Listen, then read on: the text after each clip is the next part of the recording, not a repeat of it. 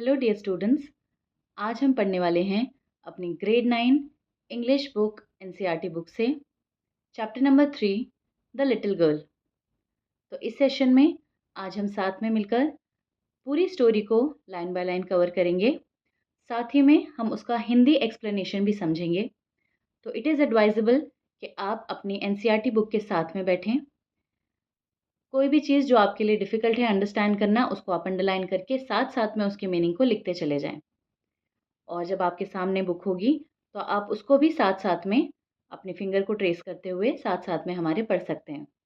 और हम line by line हम उसका मतलब हिंदी में समझते जाएंगे। तो चलिए आज के सेशन को शुरू करते हैं।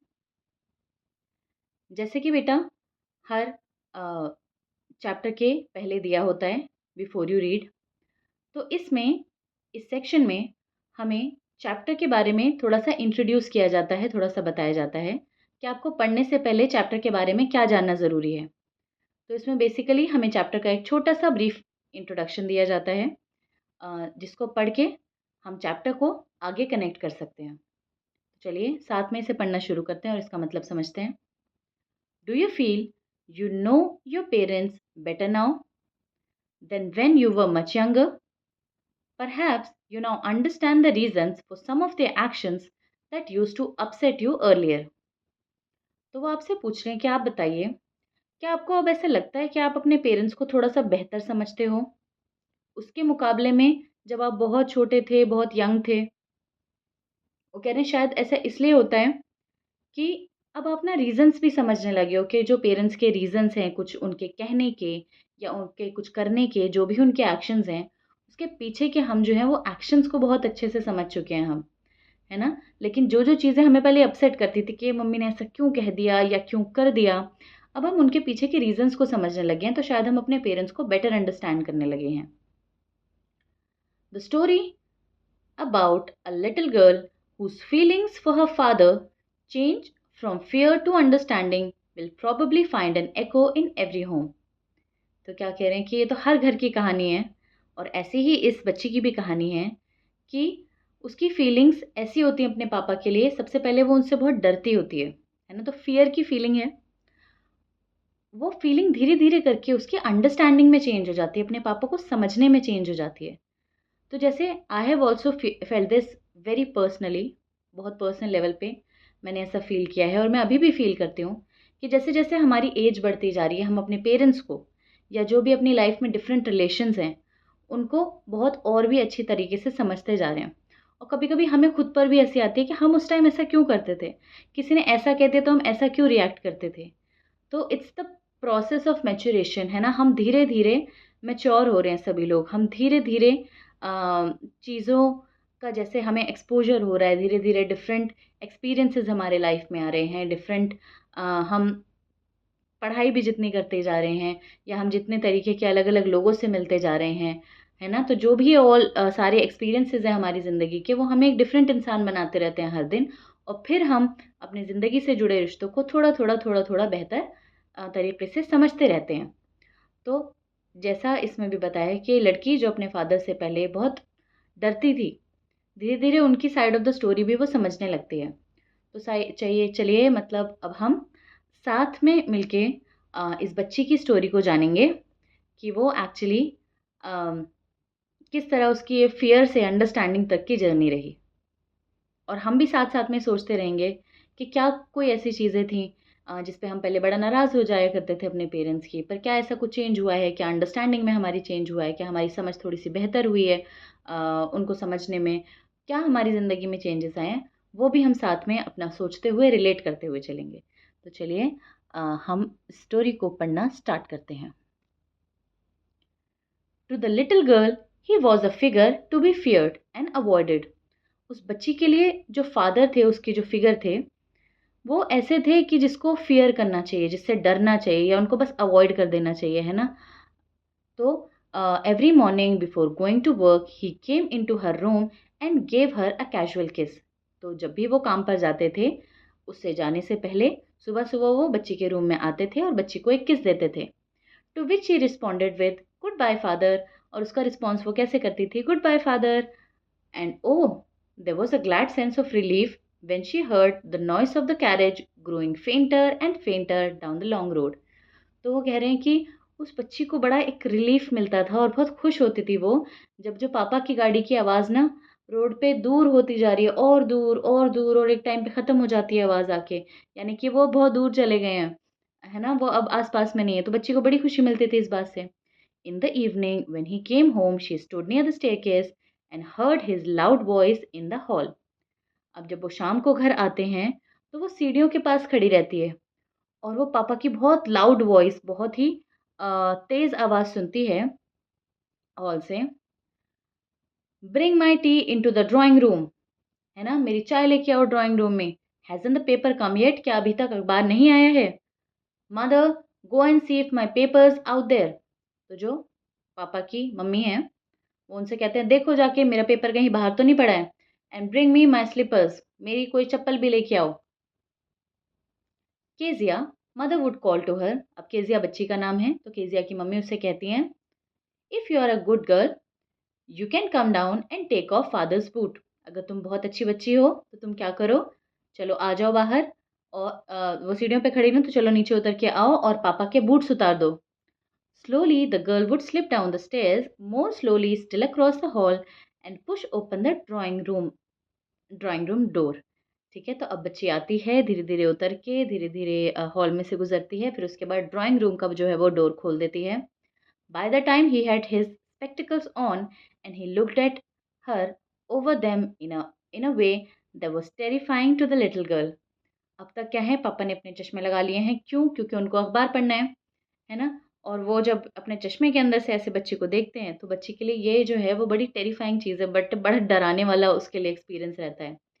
Well Kezia, hurry up and pull off these boots and take them outside. Have you been a good girl today?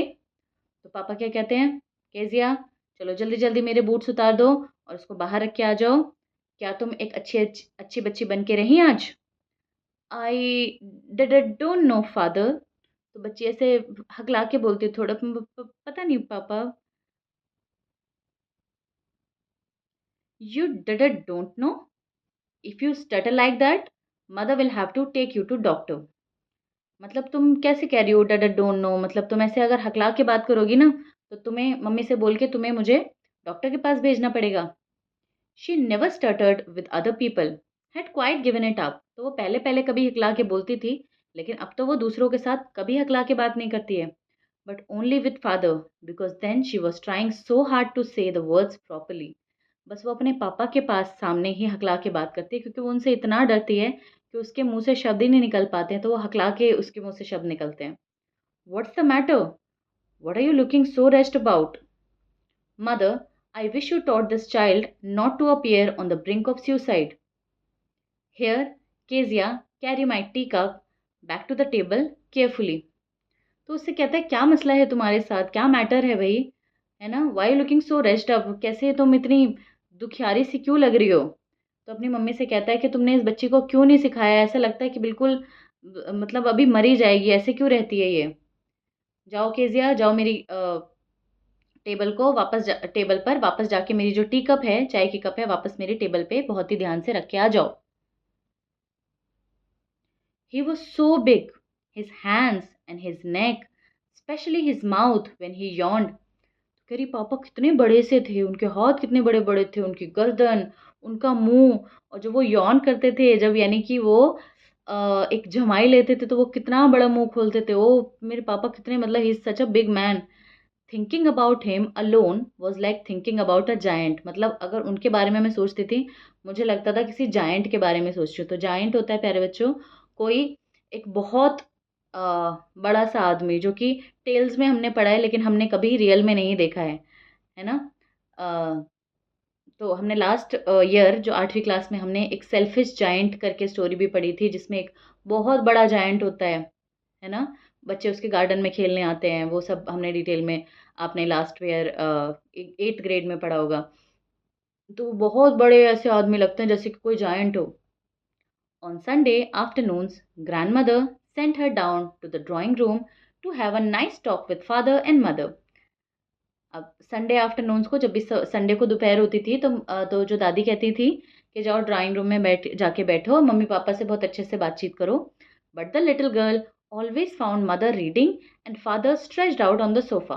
दादी तो भेज देती थी, लेकिन वो वहाँ पे जाके क्या पाती थी कि मम्मी रीडिंग कर रही हैं और पापा सोफे पे ऐसे बिल्कुल फैल के लेटे हुए हैं, his handkerchief on his face, और अपना रुमाल ऐसे अपने मुंह पे डाल के लेटे हुए होते थे वो। His feet on one of the best cushions, sleeping soundly and snoring. उनके जो पैर होते थे वो इतने सुंदर वाले कुशन पे रखे होते थे, और वो स्लीपिंग साउंडली यानी कि बहुत गहरी नींद में आराम से सो रहे होते थे, और स्नोरिंग खराटे मार रहे होते थे पापा सोफे पे सोते हुए। She sat on a stool, gravely watched him until he woke and stretched, and asked the time when looked at her. ठीक है, तो वो उनको बहुत घूर-घूर के बस पापा को देखती रहती थी, और जब तक कि वो अंगड़ाई ना ले लें और उसको देख ना लें, वो तब तक देखती रहती थी। वो उठ के फिर टाइम पूछते थे उससे, "don't stare so Kezia, you look like a little brown owl." तो कहते थे, "केज़िया ऐसे घूर-घूर के मत देखो, ऐसा लग रहा है कि कोई अ, एक भूरे कलर का ना एक उल्लू बैठ के मुझे देख रहा है।" One day, when she was kept indoors with a cold, her grandmother told her father that father's birthday was next week. She suggested she should make him a pincushion for a gift out of a beautiful piece of yellow silk. अब क्या हुआ, एक दिन क्या हुआ, तो बच्ची को ना कोल्ड था, है ना, जुकाम था, तो वो बच्ची घर पे थी। अब घर पे थी तो दादी ने उसको बोला कि देखो नेक्स्ट वीक तुम्हारे पापा का बर्थडे आ रहा है, तो तुम एक गिफ्ट बना दो उनके लिए, ऐसा करो एक कुशन बना दो और उनको गिफ्ट देने के लिए, और येलो येलो कलर का सिल्क का एक कपड़ा दिया कि इससे एक कुशन बना दो पापा के लिए। Laboriously with a double cotton, the little girl stitched three sides, but that what to fill it with? That was the question. अब देखो, 3 साइड से देखो, क्वेश्चन 4 साइड से होता है ना? 4 उसके एजेस होते हैं, तो वो 3 साइड से तो वो सिल देती है, लेकिन जो एक साइड होती है वो उसमें से खुली हुई होती है, क्योंकि उसमें हमें फिर कुछ फिल करना होता है ना क्वेश्चन में। तो अब वो सोचती है कि अरे ये तो मुझे बताया नहीं कि इसके अंदर मुझे क्या भरना है। The grandmother was out in the garden and she wandered into mother's bedroom to look for scraps. अब देखो, तो दादी तो गार्डन में कुछ काम के लिए गई हुई थी, और वो तो फिर केज़िया क्या करती है, वो मदर के रूम में चली जाती है, सोचती है कुछ मतलब ऐसे कुछ खराब चीज़ कोई पड़ी हो, तो वो उससे मैं भर देती हूँ इसको। On the bed table she discovered a great many sheets of fine paper, gathered them up, tore them into tiny pieces, and stuffed her case, then sewed up the fourth side. तो bed side table पे वो क्या देखती है कि ना बहुत सारी शीट्स पड़ी हुई हैं, बड़े अच्छे पेपर की शीट्स पड़ी हुई हैं, तो उनको इकट्ठा करती है, उनको फाड़ती है, छोटे-छोटे पीसेस उसके बनाती है, और ठूस-ठूस के उस कुशन को भर देती है, और फिर जो लास्ट साइड बची हुई थी वो उसको भी सिल देती है।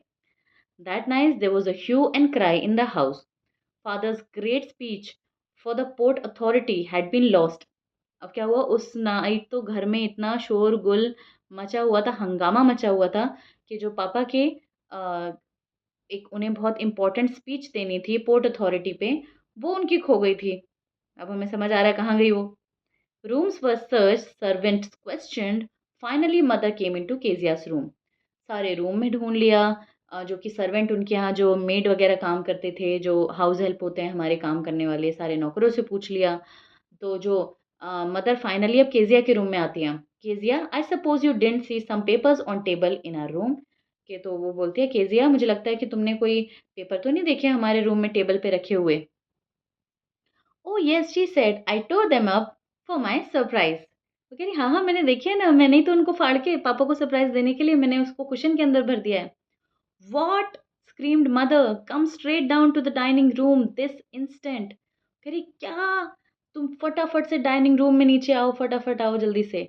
And she was dragged down to where father was pacing to and fro, hands behind his back. वहाँ पे तो पापा इधर से उधर घूम रहे थे, कहाँ गए पेपर, कहाँ गए पेपर, है ना? तो बच्ची को खींच के वहाँ पर लाया जाता है, और "Well," he said sharply, mother explained. He stopped and stared at the child. "Did you do that?" Mummy ने पूरी कहानी बता दी, तो पापा ने कहा, "क्या? तुमने ये काम किया?" कहते, "न न नो," शी विस्पर्ड। अब वो हकलाती है ना पापा के सामने, तो कहती, "न न न नहीं नहीं, मैंने नहीं।" तो mother, "go up to her room and fetch down the damn thing." तो वो कहता है, "जाओ मदर, ऊपर जाओ और जाके जिस चीज़ में इसने भरे थे ना वो चीज़ उठा के लेके आओ। तो यानी कि उसका कुशन जो उसने भरा था वो लाओ। See that the child's put to bed this instant. और बच्ची को तुम फटाफट से बेड में सुला के आ जाओ, लिटा के आ जाओ मतलब। Crying too much to explain, she lay in the shadowed room watching the evening light make a sad little pattern on the floor. अब वो मतलब बहुत ही सैड है, बहुत ज़्यादा रो रही है ना, वो लेटी हुई है। अब the father then father came into the room with a ruler in his hand. अब एक रूलर होता है ना, जो स्केल होता है जिससे हम नापते हैं, पापा वो स्केल लेके उस बच्चे के रूम में आते हैं। I am going to beat you for this, मैं तुम्हें अब तुम्हारी पिटाई करने वाला हूँ इस चीज़ के लिए। Oh no no, she screamed hiding under the bed clothes. वो कहती नहीं नहीं नहीं नहीं प्लीज़ ऐसा मत करना, वो ऐसे बेडशीट वगैरह में छुपने लगती है। ही pulled them aside, sit up, he ordered, and hold out your hands. बोलते उठ के बैठो और अपने हाथ सामने करो, जैसे ऐसे मारते हैं ना बच्चों को, तो ऐसे कहते हाथ सामने करो अपने। You must be taught once and for all not to touch what does not belong to you. तुम्हें आज हमें सबक सिखाना ही पड़ेगा कि जो चीज़ें तुमसे बिलोंग नहीं करती, जो चीज़ें तुम्हारी नहीं हैं, उसे तुम्हें नहीं छूना चाहिए। But it was for your birthday, पर ये तो आपके बर्थडे के लिए था, मतलब वो ऐसे हकला के कहती है। Down came the roller on her little pink palms, लेकिन उसकी हथेली पे जो छोटी छोटी सी हथेलियां थी उस पे रूलर फाइनली मार ही दिया पापा ने। Hours later, when grandmother had wrapped her in a shawl and rocked her in the rocking chair, the child clung to her soft body. ठीक है।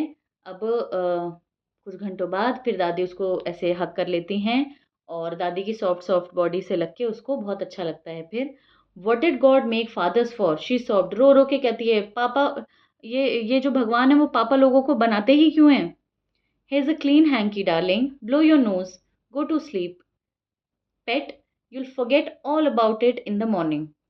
दादी बोलती हैं लो बेटा, ये एक साफ हैंकी है, अपनी नोजी को साफ कर लो इससे और आराम से जाके सो जाओ, अगली सुबह तक तो तुम ये सब बातें भूल भी गई होंगी। I tried to explain to father but he was too upset to listen tonight. तो दादी कहती है देखो मैंने तुम्हारी बात उनको समझाने की कोशिश की थी, लेकिन आज वो बहुत गुस्से में थे, वो बात को समझ नहीं पाए, मैं बाद में समझाऊंगी। But the child never forgot, but बच्ची ये बात नहीं भूली। Next time she saw him, she quickly put both hands behind her back and a red color flew into her cheeks.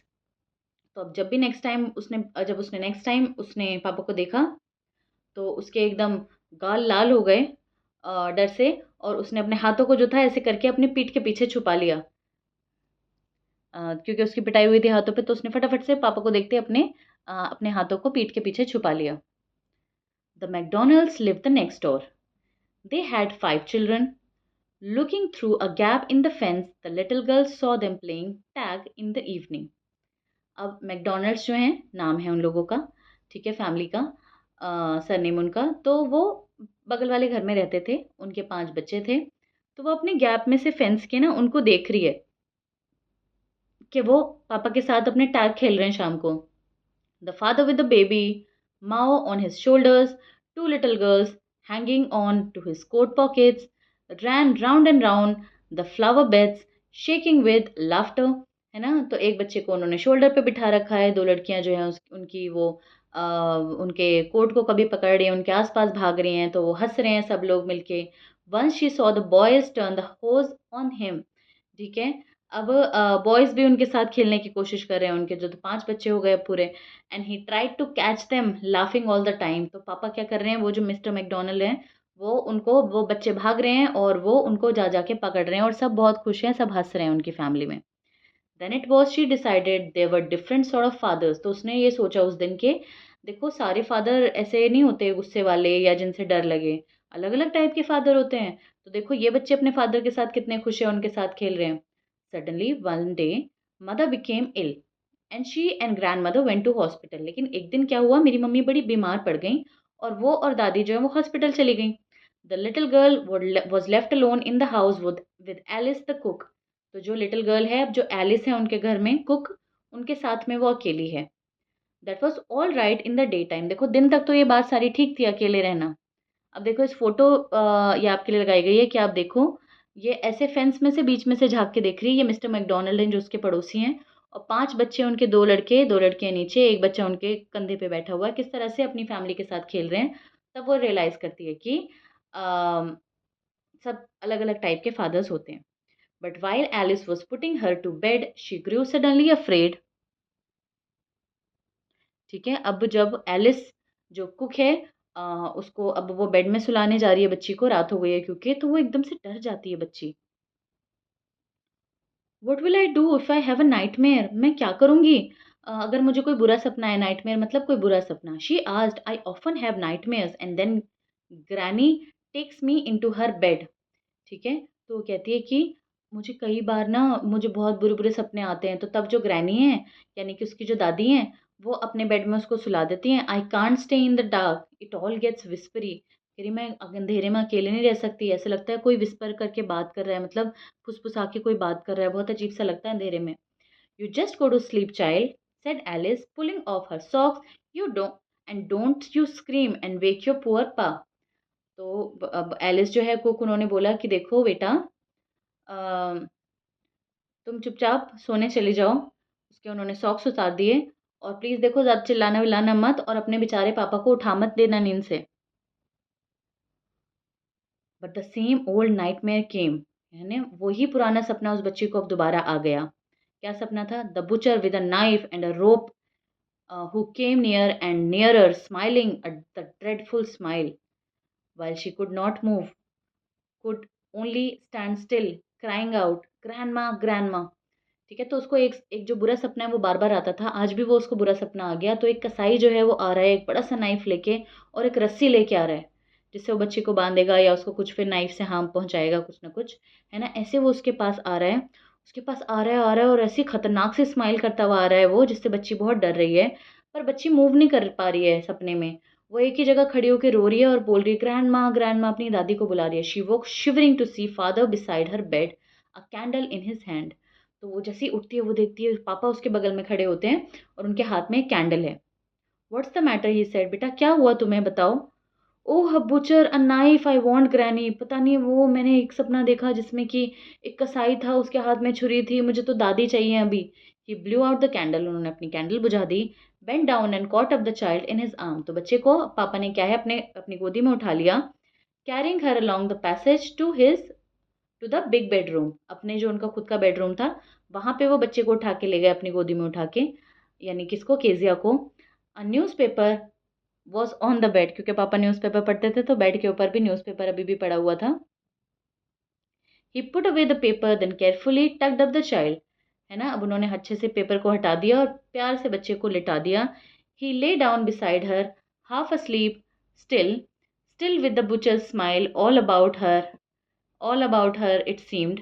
She crept close to him, snuggled her head under his arm, held tightly to his shirt. अब बच्ची को ना दिमाग में अभी भी जो butcher की स्माइल थी, उसका साई की स्माइल जो थी वो अभी भी उसके दिमाग में, तो वो बहुत डर रही है। तो अब पापा उसको लिटा देते हैं और वो भी लेट जाते हैं उसके पास में और वो पापा की शर्ट पकड़ के ऐसे उनसे गले से लग के लेट जाती है। Then the dark did not matter, she lay still. कह रहे हैं कि अब उसे अंधेरे से डर नहीं लग रहा था, वो अब आराम से लेट गई थी। Rub your feet against my legs and get them warm. तो बच्ची के जो छोटे-छोटे पैर हैं वो बहुत ठंडे हो चुके हैं, तो पापा कहते हैं कि मेरे लेग से ना अपने जो तुम्हारे फीट हैं, जो तुम्हारे पैर हैं उसको तुम रगड़ लो तो तुम्हारे पैर गर्म हो जाएँगे, पापा ने ऐसा कहा। Tired out he slept before the little girl, पापा इतने थके हुए थे कि वो बच्ची को सुलाने आए थे, खुद बच्ची से भी पहले सो जाते हैं। A funny feeling came over हर, उसको बड़ा लगा, बड़े फनी सी फीलिंग लगी। Poor father not so big after all, कितने बेचारे मेरे पापा, अब इतने भी कोई बड़े नहीं है मेरे पापा। And with no one to look after him, देखो मेरी तो केयर करने के लिए इतने सारे लोग हैं, पापा की केयर करने के लिए कोई नहीं है। He was harder than grand mother, देखो ग्रैंड मदर को वो हक करके सोती थी तो बड़ा सॉफ्ट सॉफ्ट लगता था, पापा तो बड़े हार्ड हार्ड लग रहे हैं उसको। But it was a nice hardness, पर कह रहे कोई बात नहीं, ये हार्डनेस भी मुझे नाइस लग रही थी। And every day he had to work and was too tired to be a mister McDonald. कह रही है वो, मुझे उस टाइम रियलाइज़ हुआ कि वो हर रोज़ कितनी ज़्यादा मेहनत करते हैं ऑफिस जाके, कि वो इतने थक जाते हैं कि वो मिस्टर मैकडोनल्ड की तरह नहीं रह सकते, है ना। जो पड़ोसी हैं उसके, मिस्टर मैकडॉनल्ड घर में रहते हैं, बच्चों के साथ खेलते हैं अपने, तो वो इतने थक जाते हैं, वो मेरे साथ कैसे खेलेंगे। She had torn up all his beautiful writing. She stared suddenly and sighed. कह रही इतना अच्छा मेरे पापा ने लिखा था, मैंने तो वो भी फाड़ दिया था उनका लिखा हुआ ना, अपने कुशन के अंदर भर दिया था. What's the matter? asked her father. Another dream? तो पापा बोलते हैं क्या हुआ फिर से, कोई और तुमने सपना देखा क्या? Oh, said the little girl. बच्ची ने कहा oh, my head's on your heart. तो मेरा जो सर है ना अब, वो आपके दिल के ऊपर रखा हुआ है. वो ऐसे करके सो रही थी ना यहाँ पे अपने पापा के, तो जो मेरा सर है आपके दिल पे रखा हुआ है पापा. I can hear it going. मैं उसको धड़कते हुए सुन सकती हूँ. What a big heart you have got father dear. पापा, तुम्हें कितना बड़ा दिल मिला हुआ है ना. वो कहती है डियर फादर, आपको बहुत बड़ा दिल मिला हुआ है. मैं उसको धड़कते हुए सुन सकती हूँ. यानी कि हम देखते हैं कि बच्ची की फीलिंग्स कैसे शुरू में सिर्फ डर से, जिनसे वो अवॉइड करना चाहती थी, जिनसे वो सिर्फ भागना चाहती थी, जिनके वो सामने नहीं आना चाहती थी, उससे चेंज होके अब वो कह रही है कि पापा आपका कितना बड़ा दिल है. तो वो अंडरस्टैंडिंग की तरफ जाती है कि मेरे पापा घर आते हैं तो शायद क्यों चिड़चिड़े हुए हुए होते हैं, because he work so hard. पूरी फैमिली के लिए वो बाहर काम करके आ रहे हैं, है ना. तो शायद वो गुस्सा हो जाते हैं, चिड़चिड़े हो जाते हैं. Mister McDonald on the other hand वो बच्चों के साथ खेलते हैं, क्योंकि वो नहीं जाते हैं कहीं पर, वो वहाँ खेलते हैं बच्चों के साथ. पापा को उधर बाहर काम करने जाना पड़ता है, बहुत थक जाते हैं. उनकी देखभाल करने वाला भी कौन है ना. जैसे मैं छोटी हूँ, मेरी इतने अच्छे से देखभाल सब लोग करते हैं. तो पापा, तो वो अपने फादर को, हम उनका रिलेशनशिप डेवलप होते हुए देख रहे हैं कि वो एक मोमेंट जिससे बच्ची को सब कुछ समझ में आया कि मेरे पापा भी एक अच्छे इंसान हैं और आखिरकार वो मुझे प्यार करते हैं. और जब मुझे डर लगा तो कैसे मुझे उन्होंने बहुत ही कंफर्टेबल फील कराया, अपने पास वो सुला रहे हैं. ठीक है, तो अ, हम इनके रिलेशनशिप को बहुत ही खूबसूरती से चेंज होता हुआ देख रहे हैं. और फिजिकली हम देखेंगे, फिजिकल वर्ल्ड में नथिंग हैज़ चेंज्ड. क्या उसके पापा चेंज हो गए या बहुत साल बीत गए हों या बच्ची कुछ चेंज हो गई हो.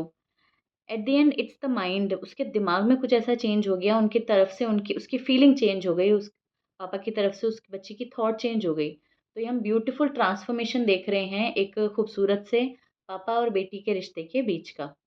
इस स्टोरी को लिखा है कैथरीन मैन्सफील्ड में ने, जो कि एक बहुत ही अ, अच्छी राइटर हैं. बच्चों का लिटरेचर बहुत अच्छा लिखती हैं. आप आगे की क्लासेस में जाएंगे तो इनका आप और भी वर्क पढ़ेंगे.